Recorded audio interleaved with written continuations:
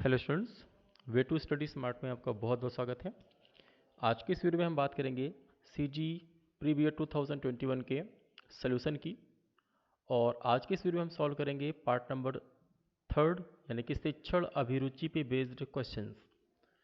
तो जैसा कि आप जानते हैं कि इसके हमारे जो टोटल है वो 30 क्वेश्चन एग्जाम में पूछे जाते हैं। और ये हमारा जो पार्ट होता है वो एग्ज़ाम के पॉइंट ऑफ व्यू से बहुत इंपॉर्टेंट होता है। क्यों? क्योंकि इसमें हमको उन सभी चीज़ों के बारे में फोकस करना है जो कि हमें आने वाले टाइम में हमको बच्चों के लिए करना होता है।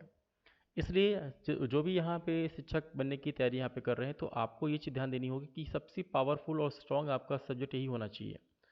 तो ये यहाँ पे जानते हैं कि हम इस पर्टिकुलर वीडियो में यहाँ पे 51 से स्टार्ट करने जा रहे हैं क्वेश्चन, और आपको एक एक क्वेश्चन को समझाते हुए और एकदम करेक्ट यहाँ पे क्वेश्चन के आंसर मैं यहाँ बताऊँगा, ताकि आपको आने वाले एग्जाम के लिए काफ़ी हेल्पफुल हो सके। तो देखिए, यहाँ पे हम अगर बात करेंगे क्वेश्चन नंबर 51 की, तो यहाँ पे पूछा जा रहा है कि एक बालक विचारों में सृजनात्मकता, जिज्ञासा और अभिव्यक्ति में मौलिकता के गुणों को दिखाता है। तो पूछा जा रहा है वो किस तरीके का बालक है, यानी कि वह सृजनशील बालक यानी कि क्रिएटिव बालक है, चीज़ों को करना पसंद करता है। उसके बाद कह रहा है कि प्रतिभाशाली बालक यानी कि गिफ्टेड यहाँ पे चाइल्ड है, या फिर बुद्धिमान बालक यानी कि इंटेलिजेंट चाइल्ड है, या फिर वेल एडजस्टेड पूर्ण समायोजित बालक है। तो आपको यहाँ पे एक चीज़ का ये ध्यान देना होगा कि ये जो फर्स्ट वाला हमारा ऑप्शन है, इसमें केवल एक ही चीज़ों को दिखाया जा रहा है कि क्रिएटिव, यानी कि वो चीज़ों को करना पसंद करता है, चीज़ों को बनाने में उसको एक ज़्यादा इंटरेस्ट है। और जो थर्ड हमारा इंटेलिजेंट, वो क्या है, उसमें लिखा है बुद्धिमान बालक है, यानी कि इसमें आपको क्या करना है कि चीज़ों को वो अच्छे से बता सकता है, याद रख सकता है, वो बुद्धिमान है। बट यहाँ पे कह रहा है कि विचारों में भी क्या है, सृजनात्मकता है, यानी कि क्रिएटिविटी है आइडिया में उसकी। तो क्रिएटिव बालक तो ऑलरेडी है ही।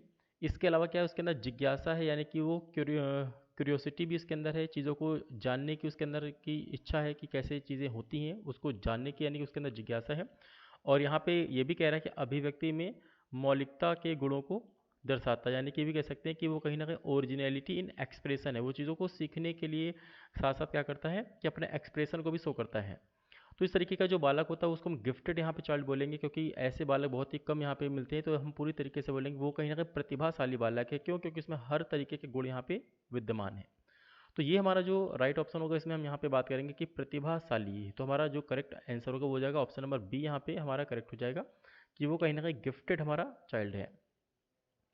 अब इसके बाद यहाँ पे हम बात करेंगे क्वेश्चन नंबर 52 की। यहाँ पे कह रहा है कि निदानात्मक मूल्यांकन का परिणाम है, यानी कि the resultant of diagnostic evolution is.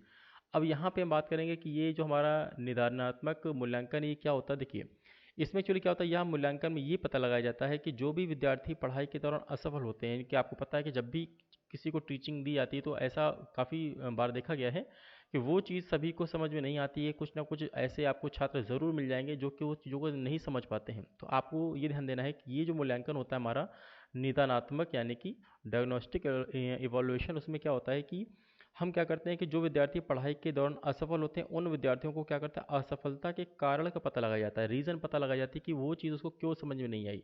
अगर वो चीज़ समझ में नहीं आई है तो उसको फिर कैसे हम उसको दूर कर सकते हैं, उसको हम रेमेडियल टीचिंग देते हैं, यानी कि हम उपचारात्मक शिक्षा, यानी दोबारा से हम उसको क्या करते हैं, एक्स्ट्रा क्लासेस देते हैं, यानी कि रिमीडियल टीचिंग देते हैं, ताकि वो चीज़ें जो वो पहली बार में नहीं समझ पाया है, वो क्या कर सकता है, वो एक बार और अच्छे से चीज़ें पढ़ेगा। हम उसके यहाँ पे जो असफलता होने के कारण है उसको जान सकते हैं, और उसके बाद हम उसको रेमेडियल टीचिंग देंगे जिससे वो चीज़ें आसानी से समझ पाएगा। तो इसका जो राइट ऑप्शन है वो हमारा होगा ऑप्शन नंबर डी, ये हमारा करेक्ट हो जाएगा। जबकि बाकी जो ऑप्शन है जैसे स्वाध्ययन, सेल्फ स्टडी, ये सब उसके काम की चीज़ें नहीं, क्योंकि उसको चीज़ें समझ में नहीं आई है तो उसको एक्स्ट्रा क्लासेस के लिए हमें रेमेडियल टीचिंग देनी पड़ती है। उसके बाद यहाँ पे हम बात करेंगे क्वेश्चन नंबर 53 की। इसमें कह रहा है कि एक शिक्षक का अपेक्षित व्यवहार है, यानी कि आपको the expected behaviour of teacher is. तो आपको बताना है कि किसी भी टीचर का जो अपेक्षित व्यवहार होता है वो किस तरीके का होना चाहिए।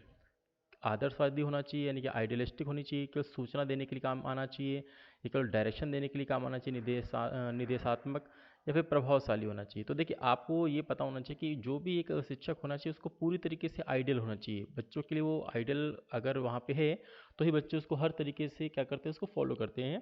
तो यहाँ पे जो हमारा राइट ऑप्शन होगा वो होगा कि एक शिक्षक का जो अपेक्षित व्यवहार है वो आदर्शवादी कहीं ना कहीं होना चाहिए, यानी आइडियलिस्टिक हमारा उसका व्यवहार होना चाहिए। तो इसका जो हमारा राइट ऑप्शन होगा वो होगा हमारा ऑप्शन नंबर ए। अब आइए इसके बाद हम देखते हैं कि नेक्स्ट हमारे यहाँ पे क्या रहा है कि क्रूडर प्रेफरेंस रिकॉर्ड प्रश्नावली द्वारा किसका परीक्षण किया जाता है। थ्रू क्रूडल preference record questionnaire fill in the blank test is done. अब देखिए ये क्रूडर हमारा जो प्रेफरेंस रिकॉर्ड प्रश्नावली ये क्या चीज़ होता है? It is a interest test या interest based test used for vocational guidance and counselling. आपको पता है कि जब भी कभी भी काउंसलिंग होती है, क्योंकि आपको मालूम है कि टीचिंग करते करते यहाँ पे बीच बीच में ऐसा भी होता है कि बच्चों की काउंसलिंग की जाती है। तो बच्चों की काउंसलिंग में हम ये देखते हैं कि बच्चों का जो रुझान है वो किस तरफ है, बच्चे किस तरफ यहाँ पे इंटरेस्ट लेना चाह रहे हैं। तो जिस तरफ बच्चे इंटरेस्ट लेना चाह रहे हैं वहाँ पे क्या किया जाता है, क्रूडर प्रेफरेंस रिकॉर्ड के क्वेश्चन एयर यानी कि तैयार किए जाते हैं। और for various field of employment, अगर यही हम बात करें कि क्लास 12th के लेवल के बच्चों का, तो अगर बात की जाए उनका एम्प्लॉयमेंट यानी कि उनका रुझान किस तरफ है, किस तरफ वो यहाँ पे जॉब यहाँ पे देखना चाह रहे हैं, किस तरफ वो जाना चाह रहे हैं, तो ये पूरी तरीके से हम कह सकते हैं कि क्रूडर प्रेफरेंस जो रिकॉर्ड प्रश्नावली है वो बच्चों के इंटरेस्ट के ऊपर डिपेंड करती है कि वो किस फील्ड में यहाँ पे जाना चाहते हैं। तो इसका जो हमारा राइट ऑप्शन होगा वो हो जाएगा ऑप्शन नंबर बी, यानी कि अभिरुचि, दैट मीन्स इंटरेस्ट। नेक्स्ट हमारा क्वेश्चन यहाँ पे कि सफल व्यवसायिक चुनाव के लिए आवश्यक है कि फिल इन द ब्लैंक का सतर्क विवेचन किया जाए। अब आपको पता है कि फॉर सक्सेसफुल बिजनेस चॉइस, अगर आपको किसी बिजनेस को अगर चूज़ करना है तो उसके लिए आपको क्या करना चाहिए, क्या क्या चीज़ें आपके अंदर होनी चाहिए। देखिए यहाँ पे कई सारे ऑप्शन हैं यहाँ पे, लेकिन सबसे सटीक आपको ऑप्शन चूज़ करना है कि सबसे पहले बिजनेस को स्टार्ट करने के लिए आपके पास बुद्धि होनी चाहिए, इंटेलिजेंस होनी ज़रूरी है, क्योंकि बुद्धि अगर आपके पास है तभी उसको आप अच्छे से समझ सकते हैं। उसके बाद यहाँ पे अभिवृत्ति है, यानी कि एटीट्यूड है। ठीक है, कैसे उसको हमें हैंडल करना है, चीज़ें आपको देखनी है। उसके अलावा सबसे इंपॉर्टेंट है इंटरेस्ट। कोई भी अगर आप बिजनेस से स्टार्ट कर रहे हैं तो इंटरेस्ट आपका बहुत ज़रूरी है, क्योंकि इंटरेस्ट अगर आपका किसी चीज़ में है तभी आप उस चीज़ में अच्छा यहाँ पे कर सकते हैं। और यहाँ पे है व्यक्तित्व प्रवृत्ति, यानी कि आपको पर्सनैलिटी टेंडेंसी, यानी कि आपको ये भी पता होना चाहिए कि किस तरीके से आपको व्यक्तित्व यानी कि आपका होना चाहिए। तो आपको अगर यहाँ पे मैं कहूँ कि यहाँ पे जो चार हमारे ऑप्शन दिए हैं इनमें से देखिए सेकंड हमारा क्या है, माता पिता का मत, ये सब इतना इंपॉर्टेंट नहीं है, आपके ऊपर डिपेंड करता है कि आप किस तरीके का बिजनेस स्टार्ट करना चाहते हैं। और इसमें हमारे थ्री दिए हैं, अभिवृत्ति, बुद्धि और व्यक्तित्व प्रवृत्ति, और फोर्थ में हमें सिर्फ अभिरुचि और प्रेरणा दी हुई है। तो यहाँ पे जो सबसे सुटेबल हमारा आंसर वो ऑप्शन नंबर यहाँ पे है ए।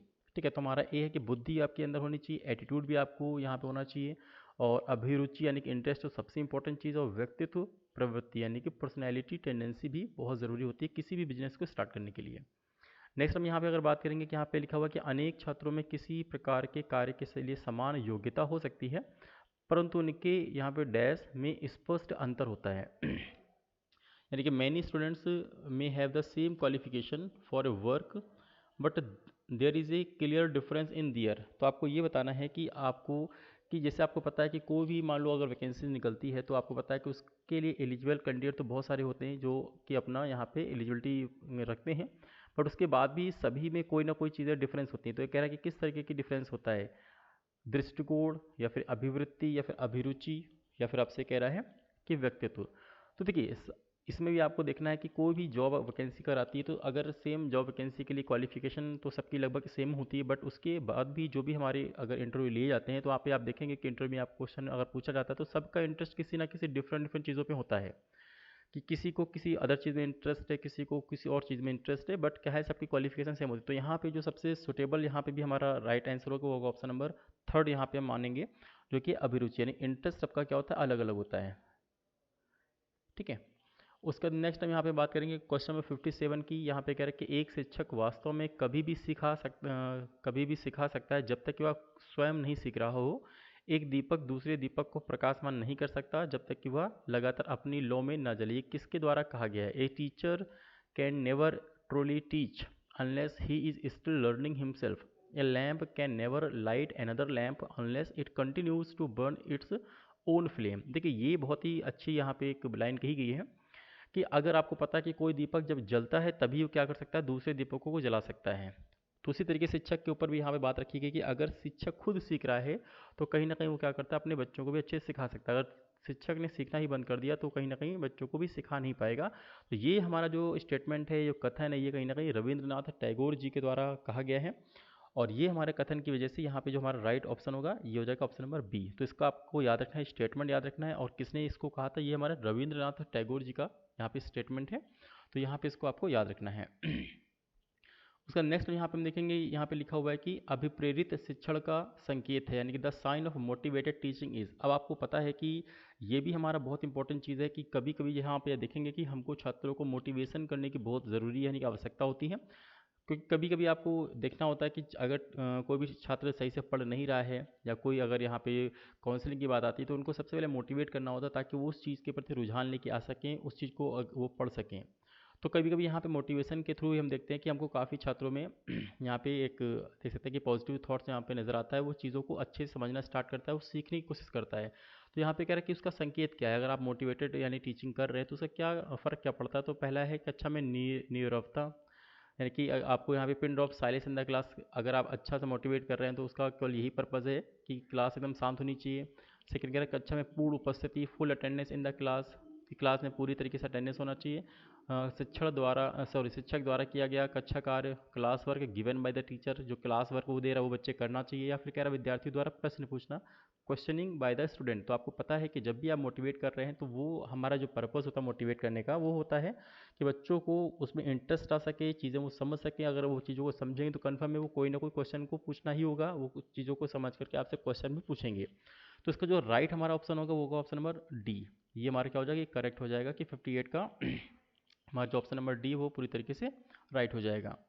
और उसके बाद यहाँ पे हम बात करते हैं नेक्स्ट की शिक्षण की बाल केंद्रित विधि है, यानी कि dash is a child centred way of teaching. यहाँ पे आपको देखना है कि पहला है कि व्याख्यान सह प्रदर्शन विधि, यानी कि जब भी आप लेक्चर देते हैं तो आपको उसके साथ साथ क्या करना है, कुछ कुछ दिखाना होता है स्टूडेंट्स को, ये उसकी बाल केंद्रित विधि है। या सिर्फ लेक्चर आपको देना है, व्याख्यान करना यही इसकी एक विधि है। या फिर कह रहा है कि ह्यूरिस्टिक मेथड, अनुसंधान विधि, या फिर नॉन ऑफ दी अबव।